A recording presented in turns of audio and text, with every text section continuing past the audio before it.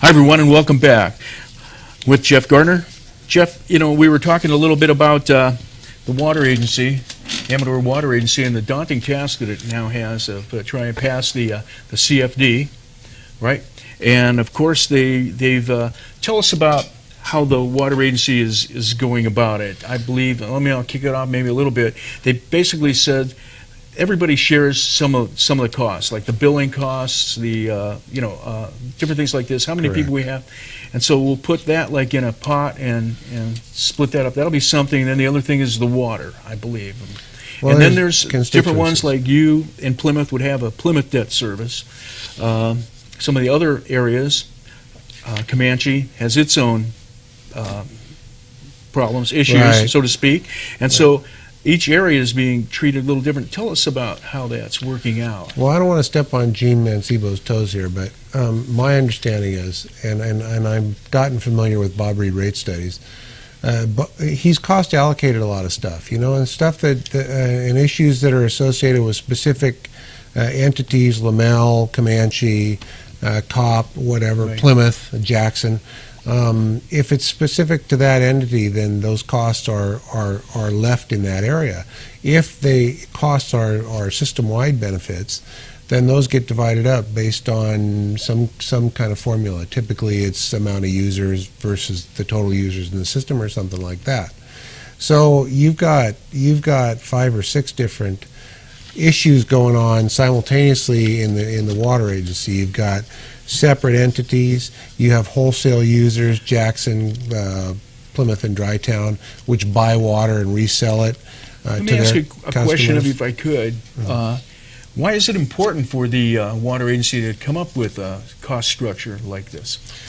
Well, as I said at the AWA meeting, they've pulled together systems over time that have been built at different times, that have a different makeup, different infrastructure, and they've taken over all these systems, and now they're providing water service basically county-wide.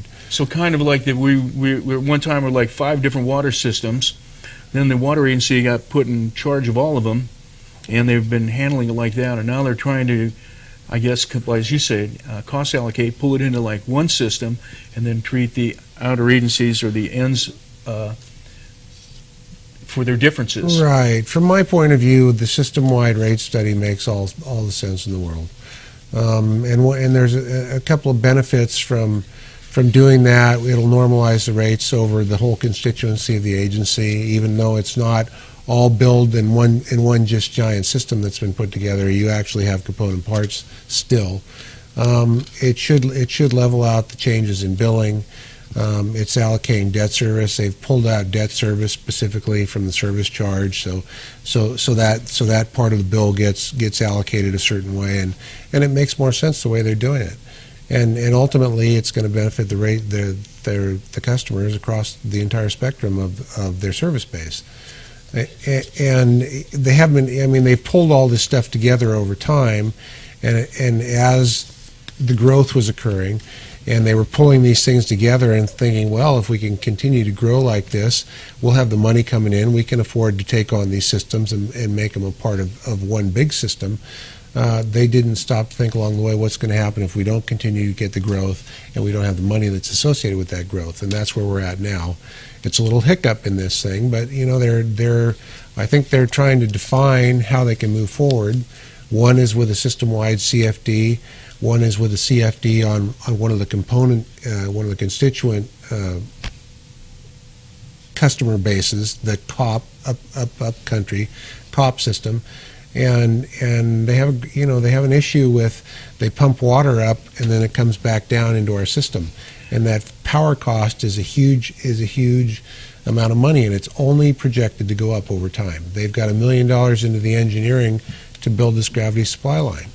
If they can figure out a way, which it appears they have been able to do, with almost no net adjustment to the ultimate ratepayers in those systems, to fund that through a special tax through the CFD, to build that thing, and ultimately the cost will go down over time because they won't have the power cost in there. It's going to be a more efficient system. It'll be upgraded, And in the long run, it's going to pay for itself relatively quickly, and it's going to be a better deal for everybody. And if it's better for and even if it only is better specifically for one of the constituent units in that whole AWA pie, it's still better for the system as a whole. Okay, and I think a lot of the savings for I guess we're talking about the GSL at the moment now, is with the savings of the electrical costs. Well, yeah, pumping costs are astonishingly high. For instance, in my sewer plant, our pumping costs are about 15% of our annual expenditure bill. So, I mean, that's a significant item, and I'm not sure what it is in terms of the AWA budget because I haven't looked at it. But when you got to run pumps all the time, it costs money, and PG&E has just moved into a peak billing new methodology for rate structure. And if you're in a system where you have to run those pumps at peak times, the cost is going to go up somewhere between 5 and 10-fold, from my understanding. Does it seem a little ironic that when governments and different entities are trying to lower energy prices, especially like say electrical prices, that when you have an opportunity to let gravity do a lot of the work and take over the expense, that wouldn't be seen as a good way to go in saving money for the future, since a lot of the green project ideas are, they pay out after time. Right. There's an initial investment, but after a while, all that solar array on your roof will be paid for. Right. In the case of the gravity supply line in AWA, I think you just basically have constituents in that are part of the whole system that have issues with how AWA has been managed in the past, how the rate structures have been put in place, what the rates are, and as with the other disgruntled aspects of people with government, it's just manifesting itself in a situation where they just don't want any more money put into the system that's potentially going to cause more rate increases. So good, better, and different, that's where we're at. Yeah, politically, you don't want to be on the side of having any rate increases. Right. It's nonetheless, things get more expensive. I run a city, and I'll tell you what, and energy is a significant driver in terms of cost of everything across the board. Everything involves energy, all your products and everything, your actual use of vehicles, that kind of thing. Everything is energy related. So as that continues to climb, which it's going to do, would seem energy and personnel are very costly. Okay, if we get back just a little bit back to the CFD side of it, does Plymouth and you feel that the water agency has done a good job in defining the costs and spreading those evenly? Well, I can't speak for my council because I haven't briefed him on it. But John Colburn did go with me to the meeting. We spent 4 hours in a meeting or 3 hours in a meeting on Monday at the AWA board.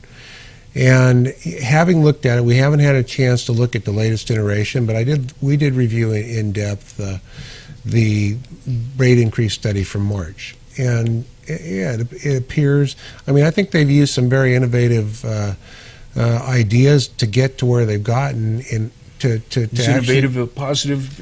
It's very positive. Okay. I'm surprised if the numbers pan out, if they can put a special tax on some parcels in the COP area to pay for this GSL at a cost that's ultimately less to the ratepayers over time, and it's less than an inflationary increase, that they've actually done an excellent job in doing their homework. But it's taken them. They've had to take a few steps backwards to move forward over time here, and for a number of reasons, the economy being the major factor, and the loss of jobs and the tightness of money in everyone's life. So there's always bumps in the road, but in my opinion, just my opinion, I think they're on the right track, and I think they're doing the right thing. Okay, so how about the idea of the 218 process? Why don't you speak to that a little bit? Did I get the numbers right? Yeah, the 218 process is simply, the voters of California passed Prop 218, which said that if you want to do rate increases, you have to justify them. You can't increase rates.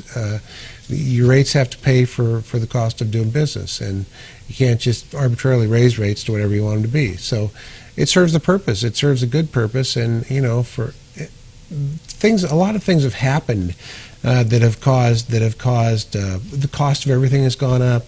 We've got all new regulations in water and sewer that cost a lot of money. We have to do studies. We have to do A lot of testing. mandated We have to costs do from that, government. right? Yeah, and it's not all. It's stuff that needed to be done. Regulations that they needed to have in terms of quality, water quality, so, not dumping raw sewage into streams and stuff like that.